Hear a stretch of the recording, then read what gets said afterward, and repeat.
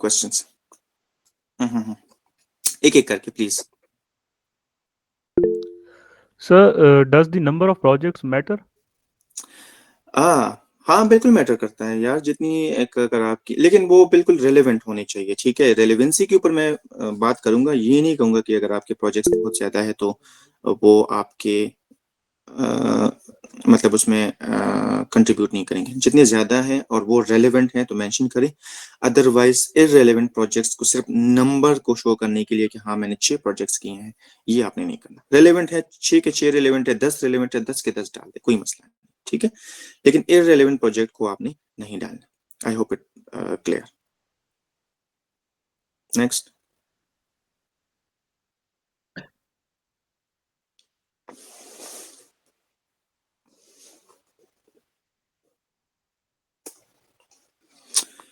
हाँ guys, next. Okay, let me go to the chat section so that I can just check the questions. Okay, share your presentation. Okay, I will share it in the end. इंशाल्लाह मैं share कर दूंगा नदीम, कोई मसला नहीं। ठीक है, ये आप लोग देख सकते हैं, लेकिन चले वो बाद में देखते हैं। मैं वीएस वालों को शेयर कर दूंगा तो वो आपके साथ इसको शेयर कर देंगे। How to make CV for bachelor? What will be changed from this structure? अच्छा, बैचलर्स के लिए अगर आप मिसाल के तौर पे बैचलर स्कॉलरशिप के लिए अप्लाई कर रहे हैं तो उसमें फिर हाँ वो फिर ये इस तरह होगा ना कि आपकी सारी की सारी चीजें चेंज हो जाएंगी। ठीक है, क्योंकि फिर वो आप एफएससी के ऊपर सारी की सारी चीजें बेस कर रही होंगी। ठीक है, तो आपका एजुकेशन का जो पार्ट है वो काफी हद तक चेंज हो जाएगा। और जाहिर बात है उसमें फिर प्रोजेक्ट्स और वो सारी चीजें नहीं होंगी, तो आपने दूसरी चीजों के ऊपर फोकस करना है, जैसे आपके मार्क्स है, आपके कोई एक्स्ट्रा करिकुलर एक्टिविटीज है, वो सारी की सारी चीजें आ जाएंगी।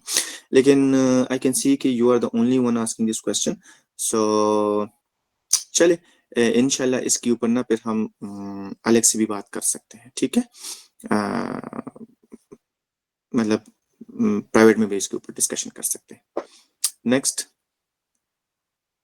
लेकिन वो बिल्कुल चेंज होंगे, वो आपकी बात बिल्कुल ठीक है। वो ये वाला फॉर्मेट और ये जो ऑर्डर हम फॉलो पैटर्न जो हम फॉलो कर रहे हैं ना, वो इस तरह नहीं होगा, काफी चेंज होगा। नेक्स्ट।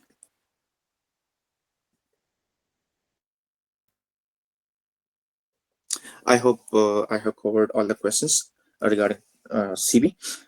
तो अब हम जाते हैं, sorry sir please let me in short words. वो मैंने आपको बता दिया ना कि इसके ऊपर हम फिर डिस्कशन कर लेते हैं, क्योंकि अभी जो मैं एक्सप्लेन कर रहा हूँ ना, ये मोस्टली एमएस के पॉइंट ऑफ व्यू से है। ठीक है, पीएचडी के लिए भी ये हो सकता है। सो आप उस्मान के थ्रू मुझसे कनेक्ट हो जाए, इंशाल्लाह मैं आपको एक्सप्लेन कर दूंगा। ठीक है, कोई मसला नहीं। ओके, सो अब आते हैं मोटिवेशन लेटर की तरफ। अब दूसरा जो आपको पिलर है एप्लीकेशन प्रोसेस का, वो है आपके मोटिवेशन लेटर। अब मोटिवेशन लेटर ये भी बहुत इंपॉर्टेंट डॉक्यूमेंट है, जो most of the time CV से भी ज्यादा सीवी से भी ज्यादा मोटिवेशन लेटर ही आपको बूस्ट करता है आपके चांसेस को कि आप सिलेक्ट हो जाए। ठीक है, सो इसके ऊपर भी आपने काफी फोकस करना है। अच्छा, अब जहां पे वहां पे हमने जिक्र किया कि पास्ट एंड प्रेजेंट एक्सपीरियंस आपका सीवी में काउंट होता है। ठीक है, सीवी में आप वही कंटेंट डालते हैं। जब हम मोटिवेशन लेटर की तरफ आते हैं तो ये मामला यहाँ पे थोड़ा सा कॉम्प्लिकेट हो जाता है, क्योंकि इसमें हर चीज आ जाती है। ठीक है, इसमें आपका पास्ट, फ्यूचर, वो प्रॉब्लम जो हम डिस्कस कर रहे थे, ठीक है, प्रोग्राम कैसे हेल्प करेगा, ये सारी की सारी चीजें जो है ना इसमें आ जाती है। इसको एक्सप्लेन करने के लिए कि मेनली इसमें क्या होता है कि यहाँ पे आपकी 4 इसमें चीजें इंक्लूड होती है। वही बिगर प्रॉब्लम, बिगर एम्बिशन, गोल क्या है आपका, वो इसमें रिफ्लेक्ट होना चाहिए इस मोटिवेशन लेटर में। ठीक है, साथ ही साथ आपके फ्यूचर के जो गोल्स है वो भी इसमें इंक्लूडेड होते हैं इस मोटिवेशन लेटर में। पास्ट और फ्यूचर का जो आपका एक्सपीरियंस है और वो कैसे कंट्रीब्यूट कर रहा है इस प्रोग्राम के साथ, या कैसे रिलेट कर पा रहे हो आप उसको इस प्रोग्राम के साथ, ये इसमें इंक्लूड होता है। और फिर ये प्रोग्राम आपको हेल्प कैसे करेगा, तो इन चीज़ों को मैं फिर डिटेल में भी एक्सप्लेन करूंगा कि ये कंटेंट जनरेट कहाँ से होता है। सबसे पहले मैं इसके स्ट्रक्चर की तरफ आता हूँ, ठीक है। जैसे मैंने सीवी के लिए भी बता दिया कि वो कंटेंट जनरेट कैसे होता है, वो मैं आपको बताऊंगा। और साथ ही साथ मोटिवेशन लेटर का जो कंटेंट है, स्ट्रेटेजी क्या होगी इस कंटेंट को जनरेट करने के लिए, कि जिसमें ये चारों के चारों जो मेन कंपोनेंट हैं वो इसमें इंक्लूड हो सके, तो मैं इंशाल्लाह इसकी बात बताऊंगा। सबसे पहले मैं आपको स्ट्रक्चर समझाता हूँ। स्ट्रक्चर में आपके सबसे पहले आता है इंट्रोडक्शन। इंट्रोडक्शन में आप स्टार्ट करते हैं, इंट्रोडक्शन एक पैराग्राफ की शक्ल में होता है, ठीक है। सो इंट्रोडक्शन में क्या क्या आता है, एग्जांपल क्या होगा, मैं आपको समझाता हूँ। फिर दूसरा जो आपका सेक्शन है वो है आपकी मेन बॉडी। अब मेन बॉडी के अंदर आपकी काफी सारी चीजें इंक्लूडेड होती है, वो अभी नेक्स्ट मैं बताऊंगा। तीसरा जो आपका सेक्शन है वो है कंक्लूजन। सबसे पहले शुरू करते हैं इंट्रोडक्शन के पार्ट से। तो इंट्रोडक्शन वेरी इंपॉर्टेंट। इंट्रोडक्शन आपका जब आप कोई भी डॉक्यूमेंट रीड करते हैं ना, तो वो जो फर्स्ट फ्यू मिनट्स होते हैं जो आप उस डॉक्यूमेंट के ऊपर लगाते हैं, वो बहुत ज्यादा इम्पोर्टेंट होते हैं इस बात को डिटरमिन करने के लिए कि आगे जाके क्या होने वाला है, ठीक है। सो इंट्रोडक्शन को आपने ऐसे टेलर करना है, ऐसे इतना क्रिएटिव होना है इस पार्ट में कि भाई रीडर पढ़ते वक्त उसकी क्यूरियासिटी जनरेट हो, ठीक है, कि भाई आगे क्या होगा, आगे मैं क्यों पढ़ूं इस डॉक्यूमेंट को, वो आप उसको कन्विंस कर सके इस बात पे कि भाई मेरे इस डॉक्यूमेंट को, मेरे इस मोटिवेशन लेटर को आप आगे भी पढ़े, मैं इसमें बहुत चीजें कुछ चीजें आपको बताने वाला हूँ। अब यहाँ पे ना ये वाला काम करना है कि इसमें ये वाली सारी चीजें इंक्लूड करना है कि ये अटेंशन को भी ग्रैब कर सके, ओपनिंग स्टेटमेंट भी इसमें हो, और वो इतना कैची हो कि रीडर को एंगेज कर सके। तो जाहिर बात है मोस्ट ऑफ द टाइम ये मतलब इतना इजी नहीं होता, ठीक है। आप जब बैठते हैं तो आप बिल्कुल ब्लैंक होते हैं, आपको बिल्कुल भी नहीं समझ आ रहा होता कि भाई मैं क्या लिखूं, ठीक है। तो हो सकता है कि आप लोग का थोड़ा सा आप लोगों का टाइम जो है ना, इस पार्ट पे आप लोगों का ज्यादा से ज्यादा यूटिलाइज हो, लेकिन आप लोगों ने इसके बारे में बिल्कुल भी परेशान नहीं होना। मैं आप लोगों को 2-3 ट्रिक्स बता देता हूँ एंड दैट्स इट, ठीक है। वो है, जैसे मैं आप लोगों के सामने ये एक पैराग्राफ रख रहा हूँ। This was my opening paragraph, ठीक है, फॉर माई मोटिवेशन लेटर। सो आप लोग देख सकते हैं, थोड़ा सा आप लोग टाइम ले और इसको थोड़ा सा रीड करें कि भाई इसमें क्या लिखा हुआ है, और इसको पढ़ के आप एक बिल्कुल न्यू रीडर हैं इस पैराग्राफ के लिए। तो मैं इससे ये ऑब्टेन करना चाह रहा हूँ, मैं देखना चाह रहा हूँ कि आप लोगों के ऊपर कितना इम्पैक्ट पड़ता है इसका। क्या आप लोग चाहेंगे कि मैं इसका बाकी वाला पार्ट जो है ना रीड करूं, आगे जाके देख सकूं कि इसमें भी क्या होने वाला है? थोड़ा सा टाइम ले एंड इसको रीड करें।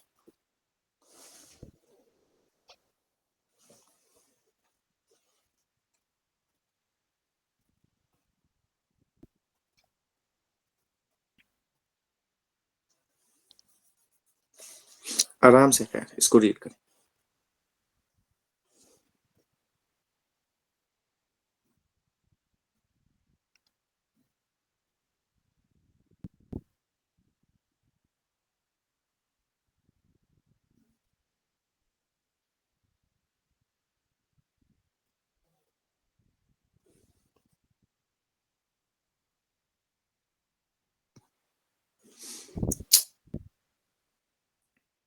आई होप आप लोगों ने रीड कर लिया होगा। हैंड रेस करें, मुझे जस्ट पता चल जाएगी भाई किसने रीड की।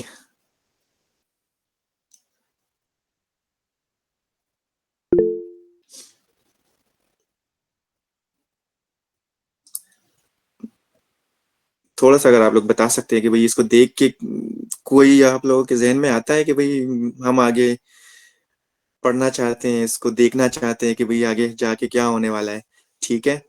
सो आई बी रियली हैप्पी कि आप लोग कम से कम मुझे फीडबैक तो दे सके, ठीक है। सो मैं ये नहीं कह रहा कि बिल्कुल ही बहुत ही ज्यादा ये कोई मैंने एक अच्छा पैराग्राफ लिखा है, ठीक है। आप लोग इससे अच्छा लिख सकते हैं, आप लोग के अंदर पोटेंशियल है, आप लोग लिख सकते हैं, ठीक है।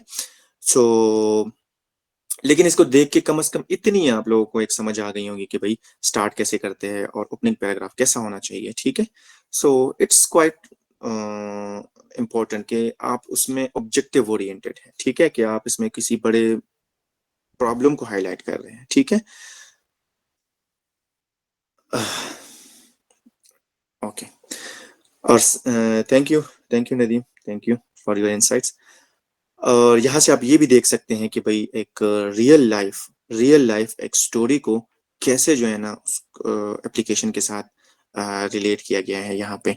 और साथ ही साथ आप ये भी देख सकते हैं कि एक बिगर पर्सपेक्टिव से आ, अम, मतलब यहाँ पे बात हो रही है, ठीक है।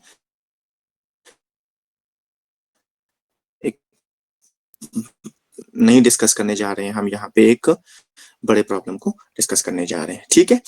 So it could be one way of doing it, ठीक है। आप लोगों के सामने मैं एक और पैराग्राफ यहाँ पे शेयर कर लेता हूँ, ठीक है।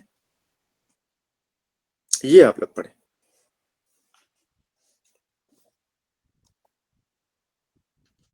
ये थोड़ा सा उसी के साथ रेलेवेंट है, क्योंकि मैंने जितने भी प्रोग्राम्स में अप्लाई किया था वो मोस्टली सारे के सारे क्लाइमेट चेंज और रिन्यूएबल एनर्जी इन चीजों के अराउंड रिवॉल्व हो रहे थे। तो इट्स क्वाइट प्रोबेबल आप लोगों के केस में भी यही होगा कि आप लोगों ने एक certain set of application choose किए होंगे जो जिनमें आप अप्लाई कर रहे होंगे, ठीक है।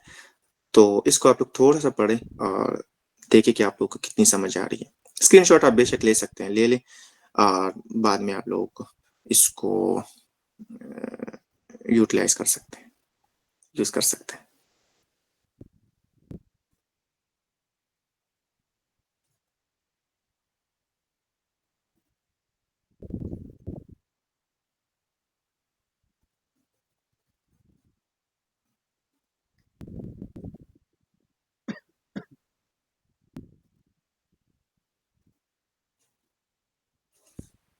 आई होप आप लोगों ने पढ़ लिया होगा, तो इसको भी देख के आप लोगों को लग गया होगा कि कंटेंट क्या होता है फर्स्ट पैराग्राफ का, ठीक है।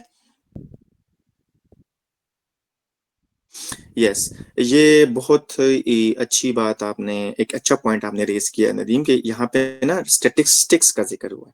अच्छा चले, मैं अब इसको ना थोड़ा सा एक्सप्लेन करता हूँ कि आप लोगों ने क्या करना है। सबसे पहले आपने एक ओपनिंग एक स्टेटमेंट डालनी है। ओपनिंग एक स्टेटमेंट की सबसे पहले आपने जो सेंटेंस डालना है ना, वो आपने एक ऐसे सेंटेंस से इसको स्टार्ट किया कि बिल्कुल ही लाइक क्यूरियोसिटी जनरेट कर रहा है कि भाई मैं एक ट्रेजिक एक्सीडेंट का जिक्र कर रहे हो या इंसिडेंट या डिजास्टर का जिक्र कर रहा हूँ यहाँ पे। तो भाई ये एक ऐसा स्टेटमेंट है कि भाई ऑटोमेटिकली रीडर जो है ना वो देखना चाह रहा है कि भाई ये इंसिडेंट है क्या, ये डिजास्टर था क्या, ठीक है। साथ में जाके फिर उसको उस प्रॉब्लम को ना एक स्टेटिस्टिक के साथ मैंने थोड़ा सा प्रूव किया हुआ है। और ये यहाँ पे आप लोग देख सकते हैं कि 90% का जिक्र यहाँ पे हुआ है, ठीक है। फिर यहाँ पे प्रोग्राम का थोड़ा सा जिक्र है कि भाई इस प्रोग्राम में होने क्या जा रहा है और लॉन्ग टर्म में मोटिवेशन क्या है, क्या होने जा रहा है, कि मैं क्या करना चाह रहा हूँ, ठीक है। सो यहाँ से आप देख सकते हैं कि आप लोग मुख्तलिफ तरीकों से अपने इस फर्स्ट पैराग्राफ को क्राफ्ट कर सकते हैं, ठीक है। सो ये होगा आपका फर्स्ट पैराग्राफ, जहां से आपने आइडिया ले लिया है कि अब आपने आगे जाके करना क्या है, और ये आपका इंट्रोडक्शन भी है बेसिकली, ठीक है। अब बॉडी पैराग्राफ, बॉडी में हम क्या लिखते हैं। बॉडी पैराग्राफ में आपके मेनली इंक्लूडेड होते हैं आपके वही प्रोजेक्ट्स, एकेडमिक प्रोजेक्ट्स या इंडस्ट्रियल या वर्क एक्सपीरियंस से रिलेटेड जितने भी प्रोजेक्ट्स थे। और साथ ही साथ जो मोस्ट इंपॉर्टेंट है कि आपके ऑब्जर्वेशंस क्या थे। भाई जो आपने जिस बिगर प्रॉब्लम का हमने पहले शुरू में जिक्र किया था, उस बिगर प्रॉब्लम से रिलेटेड आपने कितनी चीजें यहाँ पे इन प्रोजेक्ट्स के थ्रू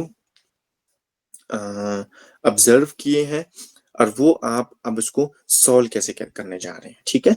तो बॉडी पैराग्राफ में आपकी मेनली जो चीजें इंक्लूडेड होंगी वो होंगी आपके एकेडमिक प्रोजेक्ट्स, और साथ में इंडस्ट्रियल प्रोजेक्ट्स और वर्क एक्सपीरियंस का यहाँ पे जिक्र होगा, ठीक है। अब यहाँ पे मैं आप लोगों को ना एक छोटा सा एग्जांपल देता हूँ कि सबसे पहले आप लोग यहाँ पे देख रहे हैं कि इस एग्जांपल में ये जस्ट आफ्टर पैराग्राफ है उसका इंट्रोडक्शन के बाद। तो थोड़ा सा आप लोग इसको पढ़े और देखें कि क्या हो रहा है। इसमें प्रोजेक्ट्स भी आ सकते हैं, इसमें आपके सब्जेक्ट्स भी होते हैं, फिर इसमें आपके कोर्सेज भी होते हैं। बॉडी पैराग्राफ में आपने जितना सारा कुछ किया था, अब यहाँ से आप लोग देख रहे हैं कि भाई वो जो हम बात कर रहे थे ना कि इसमें बेशक आपकी सीवी का ही पार्ट का जिक्र हो रहा होता है, लेकिन वो थोड़ा डिफरेंट वे में होता है, ठीक है। सो यहाँ से आप लोग देख सकते हैं कि हर चीज को एक ऐसे तरीके से बताया हुआ है कि भाई जो मैं काम कर रहा था उसका कोई मकसद था, ठीक है। वो वैसे नहीं था कि बस मैं आप लोगों को इस तरह बता दूं कि नहीं, मैं सोते सोते मुझे ख्वाब में आ गया कि भाई आप जाके इस प्रोजेक्ट पे काम कर, नहीं, ऐसा नहीं था। किसी एक खास मकसद के तहत मैंने उस प्रोजेक्ट को अटेंड किया था, ठीक है। सो इस तरीके से आप लोग लिख सकते हैं अपना कंटेंट। अच्छा, ये नहीं सोचना अभी आपने कि ये जनरेट कैसे हुआ है, ये यहाँ पे मैंने ये सब्जेक्ट्स ही क्यों चूज किए हुए हैं, यहाँ पे मैंने ये वाले ऑनलाइन कोर्सेज क्यों चूज किए हुए हैं, और साथ ही साथ मैंने यहाँ पे जो सी पीस का जिक्र किया हुआ है, कम्प्लेक्स इंजीनियरिंग प्रॉब्लम्स है, आप लोगों के केस में डिफरेंट हो सकते हैं ये, ठीक है। तो ये मैंने क्यों जिक्र किया हुआ है वो मैं आपको आगे जाके इंशाल्लाह आखिरी स्लाइड में समझाऊंगा, ये सारा का सारा कुछ। जस्ट यहाँ पे आप लोगों ने ले लेना है, इसमें से एक आइडिया ले लेना है कि इसको कैसे लिखते होते हैं, इस तरह आपने अपनी चीजों का जिक्र करना है। एक और एग्जांपल दे देता हूँ, ये आप लोग यहाँ इसको भी देख सकते हैं, ठीक है। इसको थोड़ा सा डिफरेंट तरीके से लिखा हुआ है, ठीक है। कोलेबोरेशन का जिक्र है, प्रोजेक्ट के अचीवमेंट का जिक्र है, लीडरशिप का जिक्र है यहाँ पे, और साथ में प्रोग्राम के उस पार्ट का जिक्र है जो मेरे इन एक्सपीरियंस के साथ वो मैच हो रहा है, सही है। तो मुख्तलिफ तरीकों से आप लोग यहाँ पे कंटेंट डाल सकते हैं। ये एक और एग्जांपल है, यहाँ पे किसी और प्रोजेक्ट का जिक्र हुआ है। अच्छा, यहाँ से आप लोगों को इतनी समझ तो आ रही होंगी कि भाई चीजें जो है ना, एप्लीकेशन के मुताबिक ना चीजें चेंज हो रही है हर मोटिवेशन लेटर में। सो इट्स वेरी इंपॉर्टेंट कि you have to write a completely different motivation letter for different program. It's not always recommended कि आप एक ही प्रोग्राम, मुख्तलिफ प्रोग्राम में एक ही मोटिवेशन लेटर जो है ना आप लिखें और वो भेज दें। इसमें 100% चांसेस है कि आप रिजेक्ट हो जाए, ठीक है। So your motivation letter should be well crafted according to the application. It should contain all the application segments, application needs, goals, and objectives should be very well relevant to the your journey, your experience. Okay. और यहाँ पे जो सबसे important बात जो मैंने आप लोगों को बताया कि आपकी ऑब्जर्वेशंस क्या थी, भाई आपने जो इतने सारे प्रोजेक्ट्स किए हैं या जितने आपका वर्क एक्सपीरियंस था, इसमें आपने कौन कौन सी चीजें जो है ना आपने ऑब्जर्व की हैं, ठीक है। थोड़ा सा आप लोग इस पैराग्राफ को पढ़े और आप लोग को समझ आ जाएंगे कि भाई किन चीजों का जिक्र हो रहा है। 2-3 मिनट ले और इसको थोड़ा सा रीड कर ले।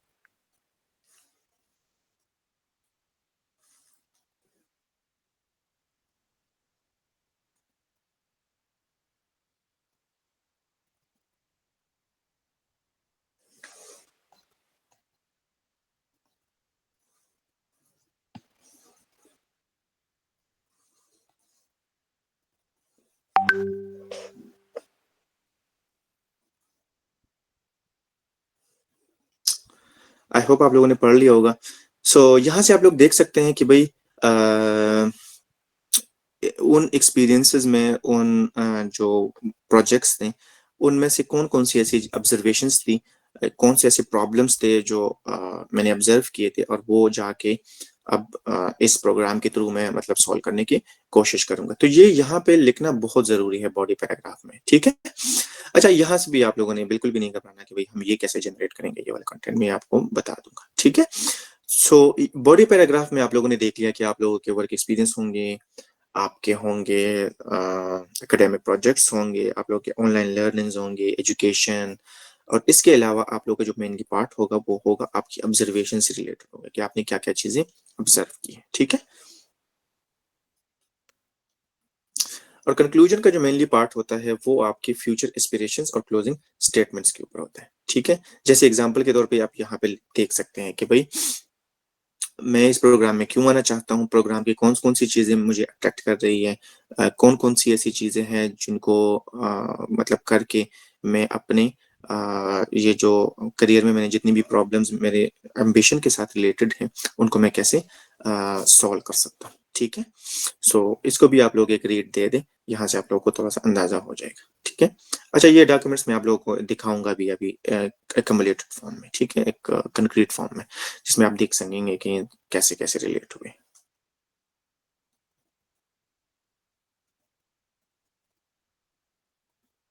सो यहाँ पे आप लोग देख सकते हैं कि यूरोप के कल्चर का जिक्र है, उनसे इंस्पिरेशन का जिक्र है, वहाँ उन्होंने कौन कौन सी जो है ना वैल्यूज ऐड की है सोसाइटी में, उनका जिक्र है।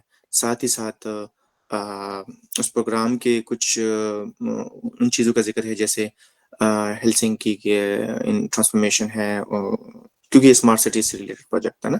ठीक है, इसके अलावा ठेके का जिक्र है, और और भी ऐसी चीज़ें हैं जो प्रोग्राम की मैंने हाईलाइट की है, जिनमें मैं क्वाइट इंटरेस्टेड है। अच्छा, जिन लोगों ने हैंड रेज किए हैं please ask your questions.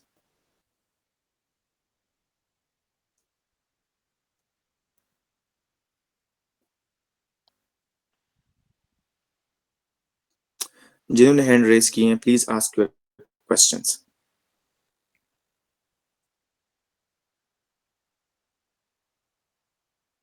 Okay, so और फिर आखिर में बस स्टेटमेंट एक डाल देनी है कि इस तरह मैं फ्यूचर में जाके क्या करना चाह रहा हूँ।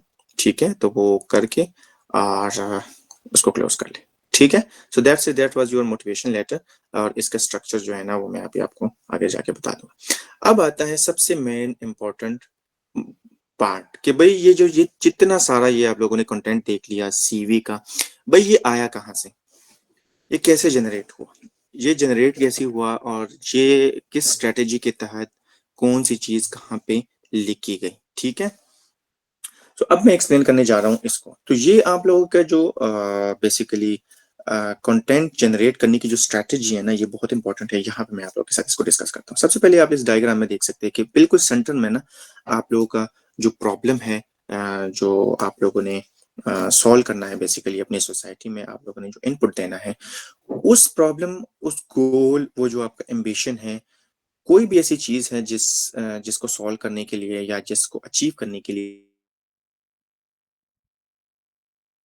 आप इस प्रोग्राम में आपके चार चीजें हैं जो आप लोगों ने अपनी पूरी की पूरी एप्लीकेशन में उन चीजों को आपस में लिंक करना है।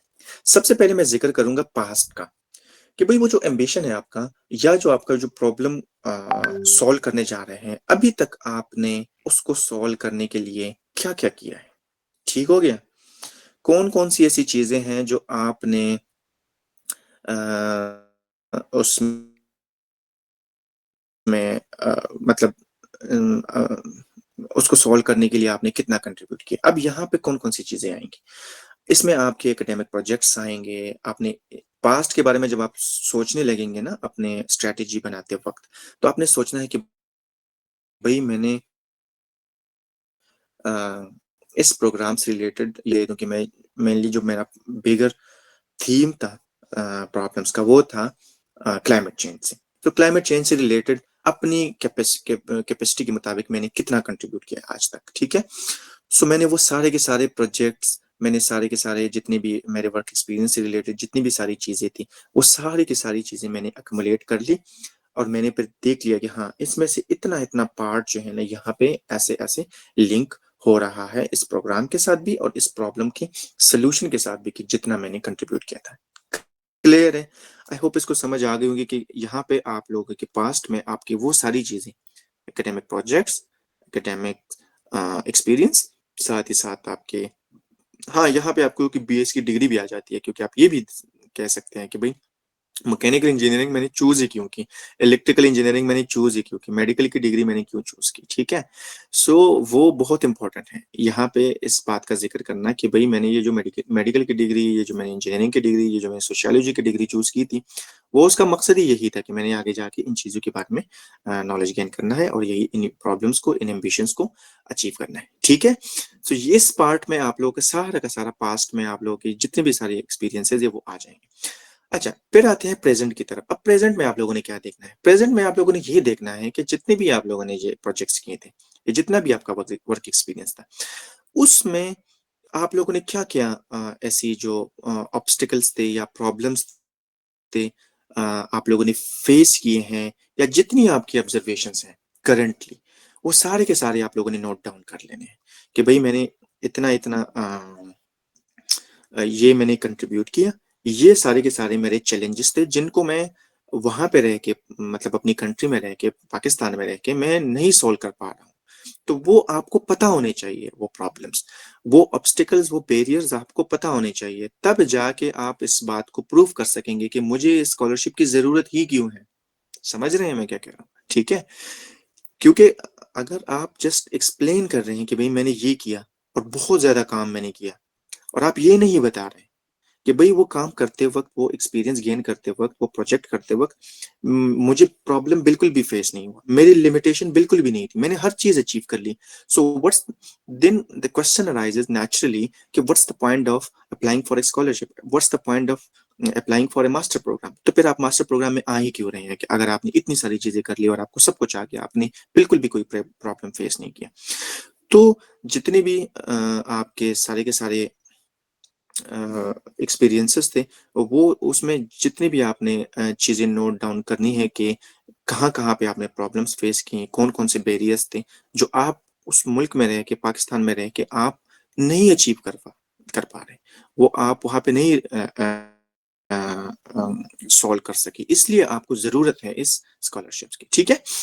और फिर आता है दिस प्रोग्राम वाला पार्ट कि भाई जो जो आपने किया है आज तक, वो आपने बिल्कुल कर लिया।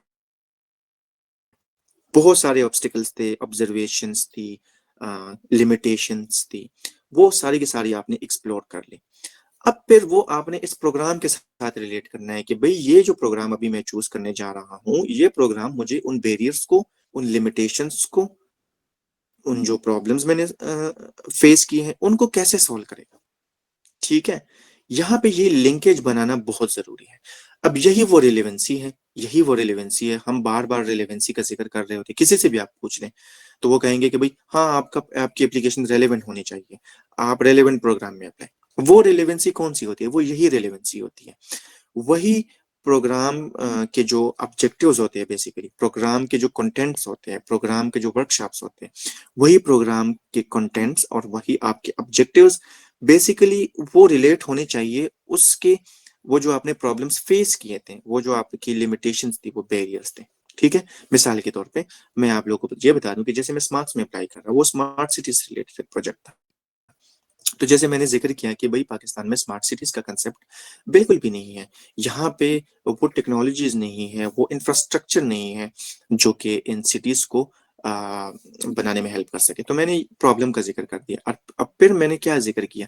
फिर मैंने वहां पे, आप लोगों ने देखा कि मैंने जिक्र किया, थोड़ा सा मैं पीछे जाता हूँ, ये देखिए, यहाँ पे मैंने फिर उन चीजों का जिक्र किया कि प्रोग्राम में कौन कौन सी चीजें हैं, ट्रांसफॉर्मेशन ऑफ हेलसिंकी, कैसे उस सिटी को उन्होंने ट्रांसफॉर्म किया था। इसके अलावा फंडिंग्स की कमी, यहाँ पे मैंने जिक्र किया था, यहाँ पे ठीक है कि फंडिंग्स की कमी है। तो वो मैंने फिर यहाँ पे जिक्र किया कि वहाँ पे प्रोग्राम में फंडिंग्स की अवेलेबिलिटी है। साथ ही साथ ये मैंने जिक्र किया कि भाई यहाँ पे डिजिटलाइजेशन का मसला है, ठीक है, और डिसेंट्रलाइजेशन का मसला है। ठीक है। सो वो यहाँ पे आप लोग देख सकते हैं कि फिर मैंने जिक्र किया कि भाई वहां पे जाके इस प्रॉब्लम को हम कैसे सॉल्व कर सकते हैं इस प्रोग्राम के थ्रू। सो यहाँ से आप लोग देख सकते हैं कि वो प्रोग्राम जो आप लोग मेंशन कर रहे हैं, उस मुनमिल प्लीज आप अपना कैमरा बंद कर लें।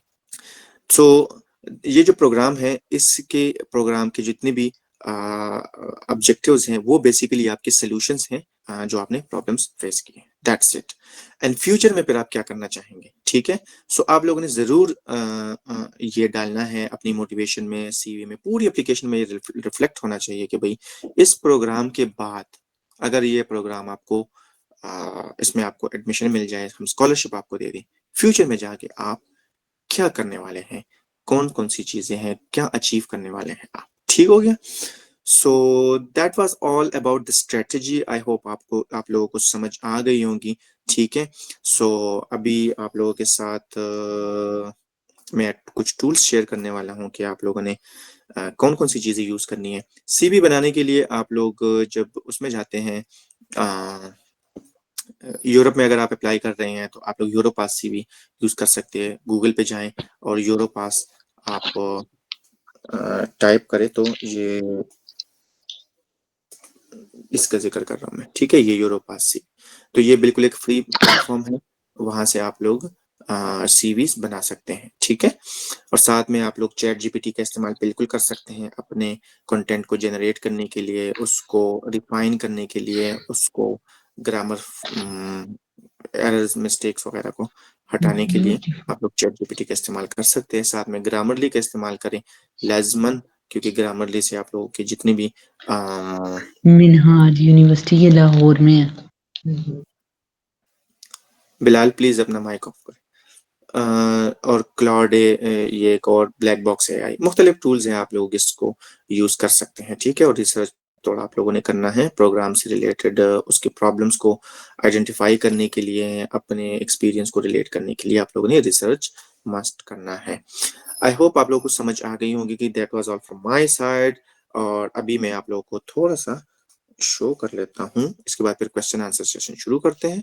और यहाँ पे मैं अभी आप लोगों के साथ शेयर करने वाला हूँ कि मोटिवेशन लेटर कैसे होता है, ठीक है। So let me, okay, so this was for ties चीजें एंड अच्छा, कभी कभार ऐसे होता है, कभी कभार मोटिवेशन लेटर होता है, तो लेकिन ऐसे कुछ ही प्रोग्राम्स में है, ऐसे को भी आप लिख सकते हैं जिसमें आप लोगों को उन्होंने रिस्ट्रिक्ट किया हुआ है कि भाई आप किसी एक टॉपिक के ऊपर लिख सके, ठीक है। सो जैसे इन्होंने हमें रिस्ट्रिक्ट किया हुआ था मोटिवेशन लेटर में कि आप लोगों ने इस complex societal challenges relevant with in your environment, ठीक है। तो इस चीज का आप लोगों ने जिक्र करना है, उन्होंने हमें रिस्ट्रिक्ट किया हुआ था, लिमिट किया हुआ था, तभी ये जो मोटिवेशन लेटर है ये एक डिफरेंट फॉर्मेट में लिखी गई है, और इसका जो कंटेंट है वो बिल्कुल डिफरेंट है, ठीक है। यहाँ पे आप लोग देख सकते हैं, ये उसका फर्स्ट पैराग्राफ जो आप लोगों के साथ मैंने शेयर किया था एग्जांपल्स में, ये आप उसको रीड कर सकते हैं। सॉरी वेट अ मिनट, मुझे चार्जर लगाने दे।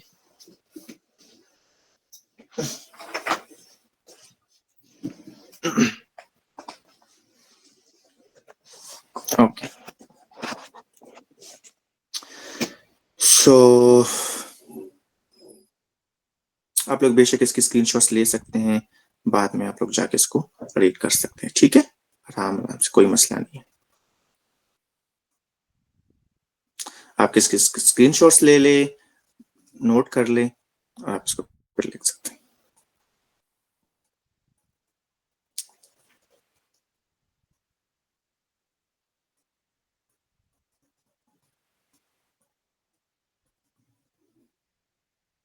सही है, नंबर्स नजर आ रहे हैं, स्टेटिस्टिक्स नजर आ रहे हैं, प्रॉब्लम्स को एक्सप्लेन करने की कोशिश की गई है, रेलेवेंसी दिखाई गई है, साथ ही साथ फिर अपना एक्सपीरियंस भी इसके साथ रिलेट किया गया है, हर चीज इसमें मौजूद है। अच्छा हाँ, ये स्लाइड्स आर शेयर्ड, इसके बारे में मैं थोड़ा सा सोचता हूँ कि स्लाइड में कंप्लीटली शेयर कर लूँ, स्लाइड्स में शेयर कर लूंगा आप लोगों के साथ, ठीक है, कोई मसला नहीं है, मैं शेयर कर लूंगा, ठीक है। लेकिन मैं सॉरी डॉक्यूमेंट्स में आप लोगों के साथ ये शेयर नहीं कर सकता, जो मेरे अपने पर्सनल डॉक्यूमेंट्स है, ठीक है। अच्छा, ये लोगोज जो हैं, हाँ इन्होंने हमें रिस्ट्रिक्ट, मैंने बता दिया ना, इन्होंने ये फॉर्मेट पहले से भेजा हुआ था कि आप लोगों ने इसी फॉर्मेट के ऊपर लिखना है इसको, तो जब आप लोगों को वो बता दे तो फिर आप लोगों ने मस्ट फॉलो करना है, ठीक है। एक और एग्जाम्पल मैं आप लोगों को दे देता हूँ, ठीक है, जिससे आप लोगों को मजीद अंडरस्टैंडिंग हो जाएगी। ये आप लोग सीवी देख लें, ठीक है,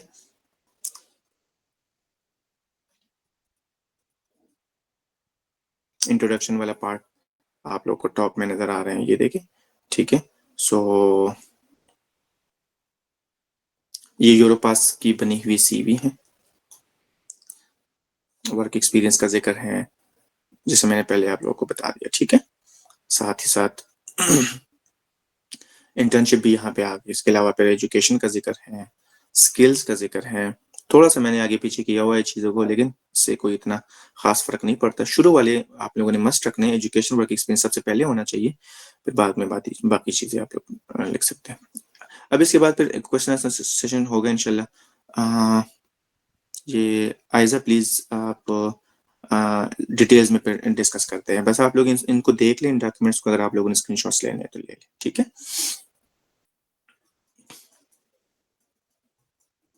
बस मेरी पर्सनल चीजों को अवॉइड करें, बाकी कंटेंट आप लोग देख सकते हैं, अपनी रेफरेंस के लिए यूज करें इसको, इसमें से आप लोग गाइडेंस ले सकते हैं, ठीक है। आप लोगों के क्वेश्चंस बहुत ज्यादा हैं आई नो, लेकिन जस्ट आप लोगों को शो करने के लिए कि ये कैसे होता है, ठीक है।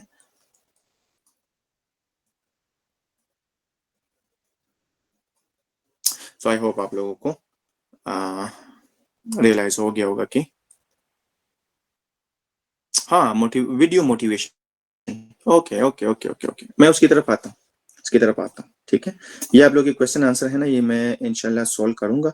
बस मुझे जस्ट दिखाने दे आप लोगों को एग्जांपल्स, बस ये आखिरी है, ठीक है। ये वही था जो मैंने आप लोगों के साथ शेयर किया, ठीक है।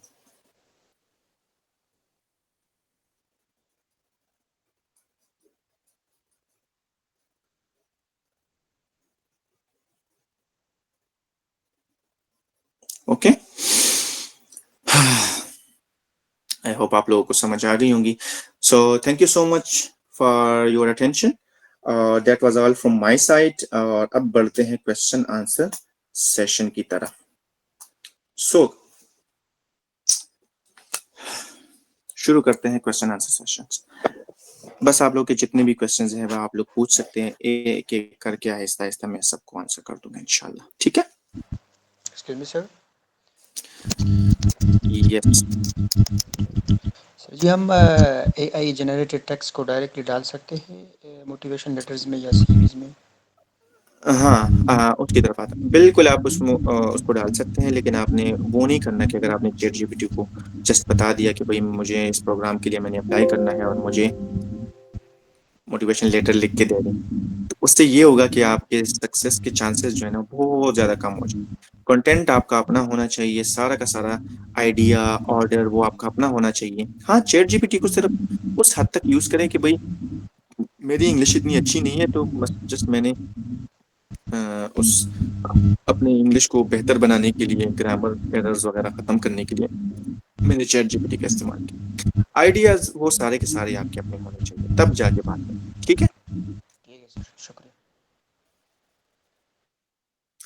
और ग्रामरली भी आप यूज कर सकते हैं, ग्रामरली के अंदर आप लोगों की जितनी भी मिस्टेक्स है वो खत्म हो सकती है, पैराग्राफ्स रिफाइन कर सकते हैं, तो वो हो सकता है। नेक्स्ट। सर यस सर अगर कोई बैचलर्स के बाद एक मतलब गैप ले लेता है और फिर वो गैप के बाद मास्टर्स के लिए अप्लाई कर रहा है, मतलब 1 साल 2 साल का, तो ये सिलेक्शन को अफेक्ट करेगा? बिल्कुल भी नहीं करता, मेरा 3 साल का गैप है, ठीक है, तो बिल्कुल भी नहीं करता। 2021 में मेरी ग्रेजुएशन है और 2024 में मैं जाके मास्टर के लिए आया हूँ। सो सर फिर वो लेकिन इंटरव्यू में अगर जस्टिफिकेशन हाँ, मांगते तो होंगे? वही वही वही वही वही मैं बताने लगा कि जाहिर बात है, अब 3 साल या 1 साल, अगर 1 साल तो फिर भी अंडरस्टैंडेबल है कि भाई कुछ नहीं कर रहा था, सोच रहा था फील्ड कौन सा चूज करूँ। अगर ज्यादा टाइम है ना, 2-3 साल है, तो फिर उसको आपने जस्टिफाई इस तरह करना होगा कि कुछ ऐसी एक्टिविटीज, कुछ कुछ तो आप कर रहे थे ना उस पीरियड में, एवं तो नहीं बैठे थे ना, ठीक है। तो उस चीज को जस्टिफाई करने के लिए आपने थोड़ा सा ना और चीजों को ऐड करना है। अगर आपको मिसाल के तौर पे जॉब नहीं मिल रही और आपने कहीं इंटर्नशिप भी नहीं किया, तो आप ये कह सकते हैं कि मैं ट्राई कर रहा था, मैं स्ट्रगल कर रहा था, मैं अपने आप को इम्प्रूव कर रहा था, ऑनलाइन कोर्सेज कर रहा था, लोगों के साथ कनेक्शंस बना रहा था। इस तरह की चीजें आप कर सकते हैं, लिख सकते हैं, ठीक है। ये वर्कशॉप्स आप इसमें डाल सकते हैं कि मैंने फला फला टाइम में इतने इतने सारे वर्कशॉप्स किए, मैंने कोर्सेज किए, मैंने सेमिनार्स अटेंड किए, मैंने जो है ना कॉन्फ्रेंसेज अटेंड किए, मैंने रिसर्च पे काम किया, कोई अपना एक प्रोजेक्ट लेके उसके ऊपर मैंने कोई लर्निंग की, ठीक है। तो बिल्कुल भी ब्लैंक आपने नहीं होना, कभी भी आपने ये नहीं कहना कि भाई मैं कुछ भी नहीं कर रहा था, क्योंकि ये बिल्कुल एक ब्लंट आंसर है, जो कि बहुत ज्यादा बैडली अफेक्ट करेगा। क्योंकि अगर आपका 1 साल का है, 1 साल यूरोप में और वेस्टर्न वर्ल्ड में अंडरस्टैंडेबल है कि गैप ईयर हमने ले लिया, कोई मसला नहीं था, मैं अपने आप को रिफ्रेश कर रहा था, ठीक है। लेकिन अगर 1 साल से ज्यादा है तो फिर आपने इन चीजों को जस्टिफाई करना है, और कैसे जस्टिफाई करना है वो मैंने बता दिया, ठीक है।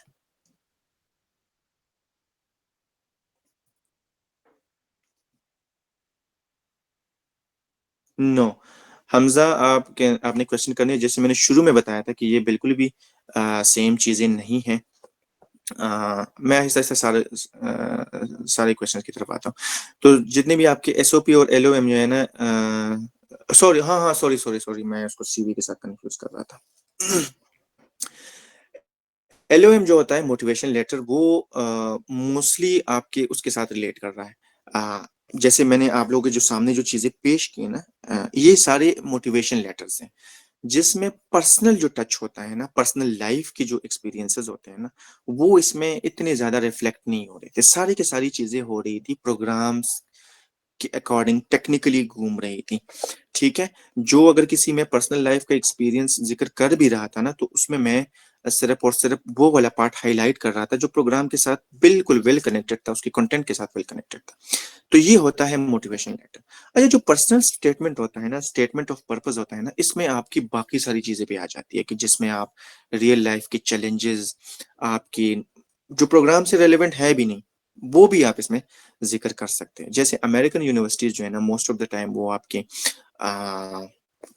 एसओपी वाले उसमें चलती है। ठीक है, वो एसओपीज को प्रेफर करते हैं। तो एसओपीज में मैं आप लोगों को एक छोटा सा एग्जांपल, आपने कहीं पे भी ये नहीं देखा मेरी मोटिवेशन लेटर में कि कहीं मैंने ये जिक्र किया हो कि भाई मैंने पावर्टी की वजह से मुझे ऑब्स्टिकल्स हो रहे थे, या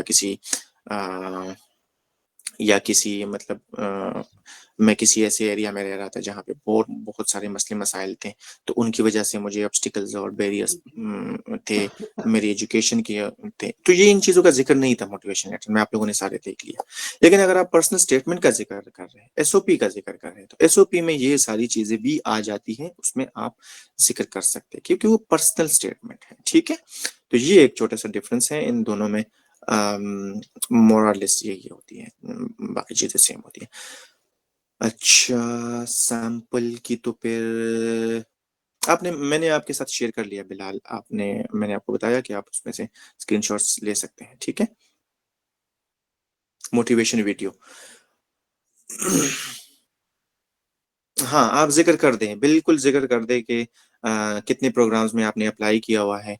ठीक है, आप कर दे कि हाँ मैंने आपके वाले प्रोग्राम में भी किया है, दूसरे में भी किया हुआ है। ठीक है, इससे कोई इम्पेक्ट नहीं पड़ता।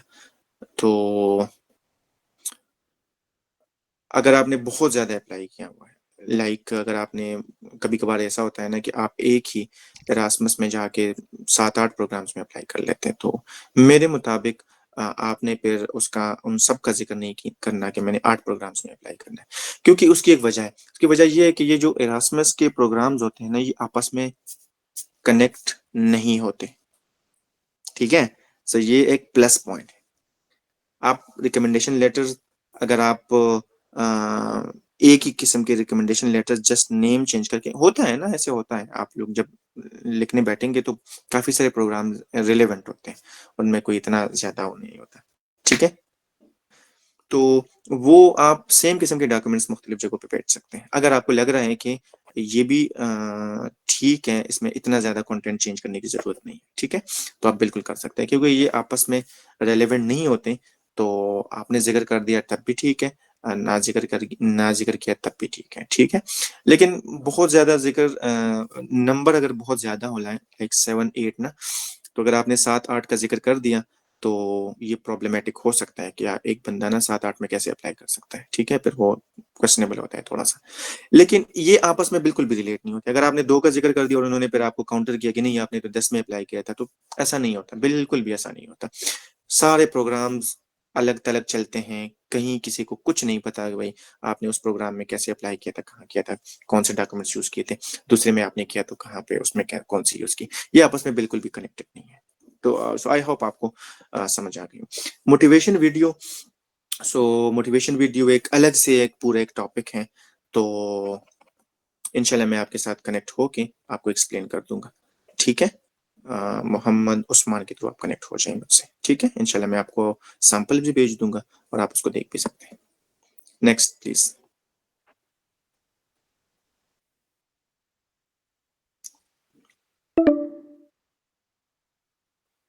हाँ, फोन साइज। अच्छा, ये जो सीवी का फॉर्मेट मैंने दिखा दिया ना, ये सारा EU का फॉर्मेट है, यूरोपास का, ठीक है। तो यूरोपास में चीजें फिक्स्ड है, बस वो हेडिंग के लिए और बॉडी के लिए जो फॉन्ट साइज है ना, वो उन्होंने फिक्स किया हुआ है। इसके अलावा अगर आप अपना खुद से अगर आप सॉरी, मोटिवेशन लेटर के लिए आप बात कर रहे हैं, मोटिवेशन लेटर के लिए उसमें मैं बताता हूँ आपको। कभी कभार ऐसा होता है ना कि नॉर्मली रिकमेंडेड 10 और 11 है, इससे आपने ना ऊपर जाना है ना नीचे आना है, ठीक है। 10 11 इज क्वाइट फाइन। लेकिन कभी कभार ऐसा होता है ना कि आप लोगों को उन्होंने रिस्ट्रिक्ट किया होता है 1 पेज मोटिवेशन लेटर को लिखने के लिए, कि 1 पेज से आपने आगे नहीं बढ़ना। उस वक्त आप लोग थोड़ा सा ना फॉन्ट साइज के साथ खेल सकते हैं, ठीक है। पेज के मार्जिन्स के साथ खेल सकते हैं, टॉप एंड बॉटम में स्पेसिंग कितनी होनी चाहिए उसके साथ आप लोग थोड़ा सा प्ले कर सकते हैं, कि आप अपने कंटेंट को उस एक पेज में अंदर ला सके, ठीक है। सो ये आप बिल्कुल कर सकते हैं। अब फॉन्ट साइज कभी कभार उन्होंने रिस्ट्रिक्ट किया होता है कि नहीं, आप लोगों ने 11 ही यूज करना है। जैसे मैंने डेंसिस में अप्लाई किया था, तो उन्होंने कहा था कि 11 और 1 पेज बस, इसमें फिर वो चॉइस ही खत्म हो गया। अगर चॉइस है तो 10 11 इज क्वाइट फाइन, ओके।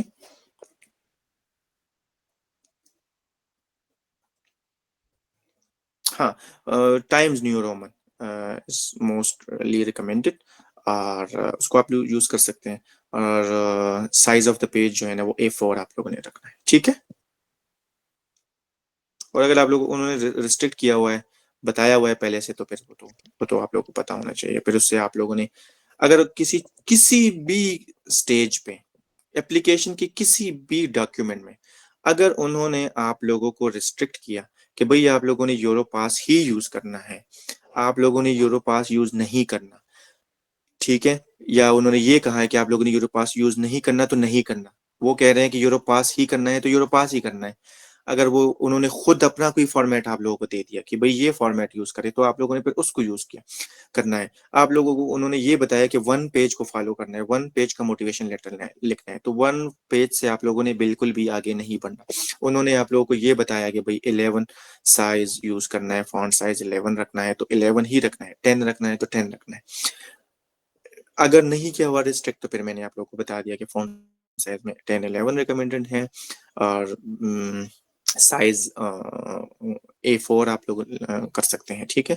और अगर आप लोग के नंबर ऑफ पेजेस बिल्कुल भी उन्होंने नहीं मेंशन किए, ठीक है, तो 1.5 पेज से आगे नहीं बढ़ना चाहिए आपको, 1 and 1.5 पेज, ठीक है। मिनिमम 1 पेज, आगे 1 and 1.5 पेज, या 2 पेजेस तक भी आप जा सकते हैं, इससे ज्यादा आप लोगों ने बिल्कुल भी नहीं लिखना, ठीक है। Next please.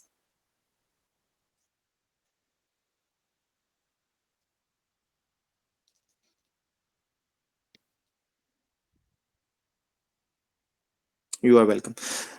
अच्छा, आप लोगों से अब मैं रिकमेंडेशन दूंगा, वो ये है कि इस सेशन से आप लोगों को क्या मतलब क्या लर्न किया आप लोगों ने।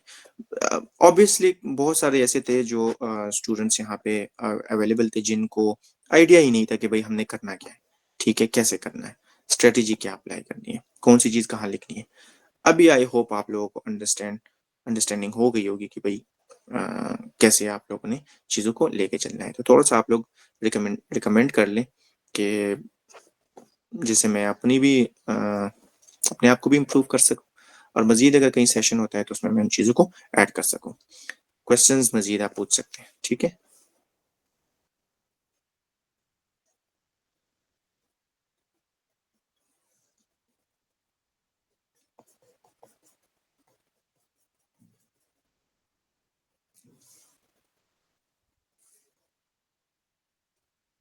Thank you so much.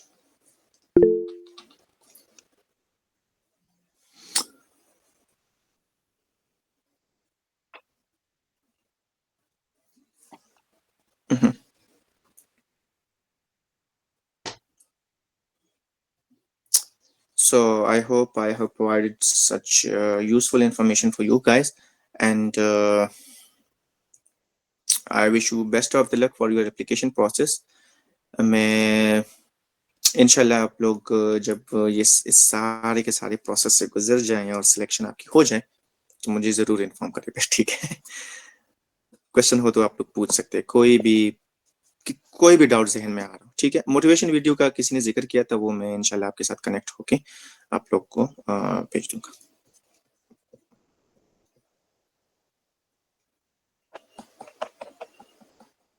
You are welcome. So Mohammad Usman,